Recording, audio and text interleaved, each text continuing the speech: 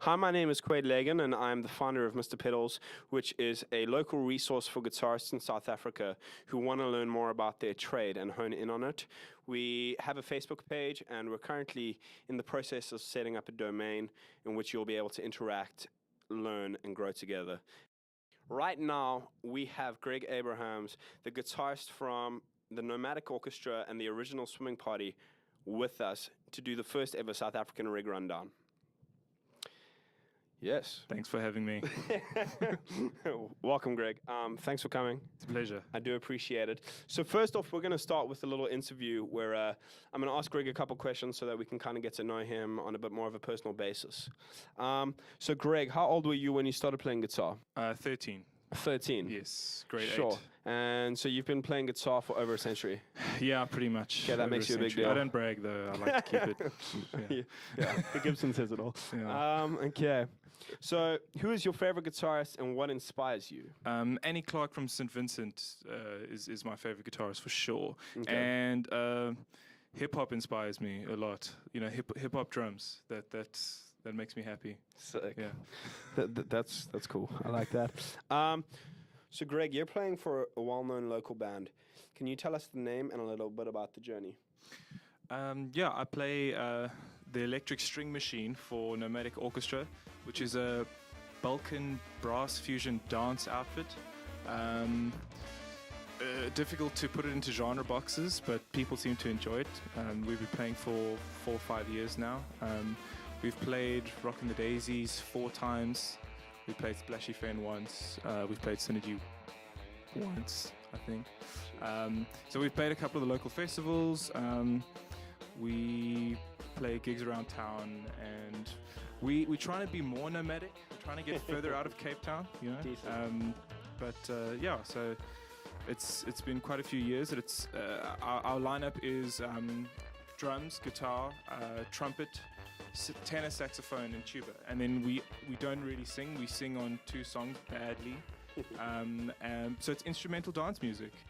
So you're also involved in another project. Can you tell us a little bit about it? Yes, the recently formed Original Swimming Party is an ambient/electronica outfit, and it's a 3-piece. It's Jeremy Detoli on piano, vocals, and samples, Thomas Glendinning on samples and laptop and general noises, and then I play guitar and my pedals. So I actually play the pedals. I push the buttons and make them do things. And it's very cool as a guitarist to play in that kind of band. And I deliberately don't have a laptop, and I don't have any kind of digital interface, because it's sort of about pushing the guitar and pushing the pedals and pushing what I have to get as much out of it as possible. Whereas if I had a laptop, there's loads of cool stuff I could do. And awesome.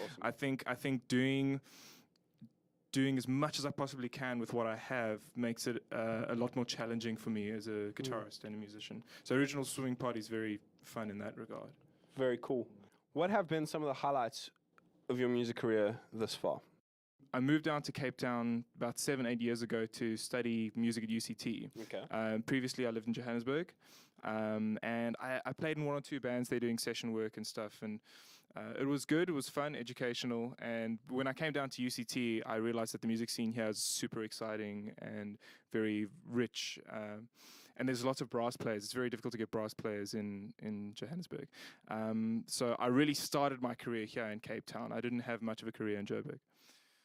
So, career highlights. We did, with Nomadic Orchestra, we did a campaign called Find the Nomads, #FindTheNomads. You can still find the Nomads. And we played gigs all around Cape Town. We'd give clues to where we were going to play the day before. Okay. And then if you figured out the clues, you'd find us around town and come watch a free show.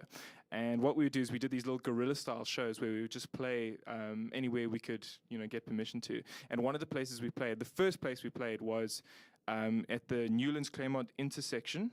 There's like a grassy patch there. That was and wild. I remember that. so it was like 7 a.m, and we got like drum kit, amplifier, and a generator, and a little tuba amplifier for the kick drum and the tuba.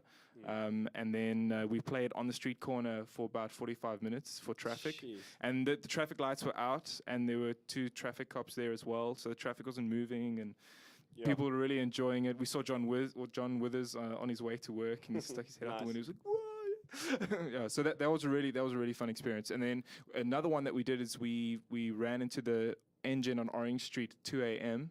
On like a Friday or Saturday night or something, and we ran around the engine playing. We played like 2 songs before they were like, "Get out!" But everyone in the engine was super stoked and really surprised and happy, and that was pretty cool. That was an awesome experience. Sure. And then the whole of the Peachy Keen Durban tour. So, Greg, what is your favorite piece of gear that you own? Definitely my Polytune tuner. I still play a Gretsch hollow body with a floating bridge. Okay. And I Bigsby quite a lot. I use the Bigsby extensively, and it goes out of tune all the time. So having the Polytune to tune up after every single song or solo, I've gotten so used to it, I can't live without it. I need the Polytune. That's what I need. And you recently got that from? Japan. I got the Polytune, the Noir version, the mini one, and I got a Zvex Channel 2, which is the Channel 2 of a Super Duper 2-in-1 Zvex pedal. It's very, very cool. It's very nice. Cool, and you're going to tell us a little bit about that in a couple of moments, correct? Yes. Oh, beautiful. Thank you. And the question I'd like to ask, if you could add one piece of gear to your arsenal, what would it be? Definitely a JHS color box. Definitely. Why? Because it's awesome. So it's basically a channel strip from Abbey Road and Eve console. Okay. They've used the Landau transformers from the EQ section, the channel strip section. So it's like a channel strip, a studio channel strip on your pedal board, and it's got you can do XLR in or line in, and you can do DI out or line out, which is pretty sweet. So you can take it off the board and use it as a bass pre or a mic pre. That's really cool. Which is really cool. And it's got an EQ on it. It's got a low cut filter, and it's got some gain stuff on it as well. It's really, really versatile, and that's a cool one. So onto our next section, we're going to be looking at Greg's signal line and the way he sets his pedals, and exactly why he has them the way he has them. Cool. So pedals. Let's start with the first one. That's a good place to start. So I've got this pedal made by Ben Craig of Craig Amps, which is a tremolo and clean boost. That goes into my true bypass loop switcher, which is also made by Ben Craig of Craig Amps, and that's awesome. It's got a couple of cool features. It's got a buffer in 4 and 5. So it's got a buffer in 4 and a buffer in 5. And also it's got a LED dimmer, which is nice for adjusting your LEDs for daytime gigs or nighttime gigs. Very, very useful. After that, my first loop is the Fuzz Octave loop. So I've got a Fuzz tool shed, which is based on a Zvex Fuzz factory, also made by Ben Craig of Craig Amps. This one has a filter, it's got the fat switch, and it's also got Ukrainian germanium transistors in it. After this one, it goes into the Harmonist, the Boss Harmonist PS6, and I use that for, octave harmonies, thirds, fourths, fifths, and stuff. Also, you can get chorus sounds out of it. Also, when I generate oscillations with the Fuzz tool shed, then I use the PS6 to pitch them and tune them and play melodies with it. Then I use the Zvex Channel 2 as a boost for the octave setting on the PS6 and as a volume control on the oscillations and noises generated from the Fuzz toolshed and the Harmonist. After the Channel 2 goes into the little big muff with the tone wicker. I like tone wicker off, or tone and wicker off. Really cool fuzz sound like that, super versatile. Second loop, so now that's that first loop done. The second loop is just my tuner. The third loop is the JHS Superbolt. Fourth is the JHS Morning Glory. Fifth one is empty. There's going to be a color box there, JHS color box. You can imagine it, and that's so that's 5, and then that goes out, buffered out into the MXR carbon copy analog delay, which is cool. Also makes mad oscillations. the Strymon Brigadier bucket delay, so cool, so cool. This is quite an old one. It's still got the like clicky switches. That's great for old school delays, new delays. The bucket loss is really, really cool. The modulation's really cool as well. And you can get really long delays, and then holding down the tap makes it feedback, more oscillations and feedback great. That goes into the Blue Sky, which is the second best reverb pedal on the planet, because the first one is the Strymon Big Sky, which is awesomer.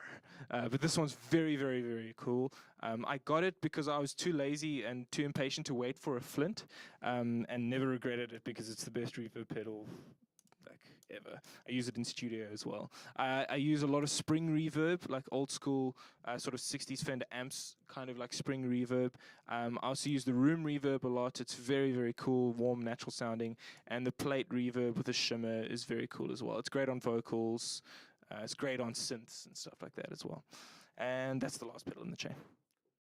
And then I go out of my Strymon Blue Sky into my Vox AC15.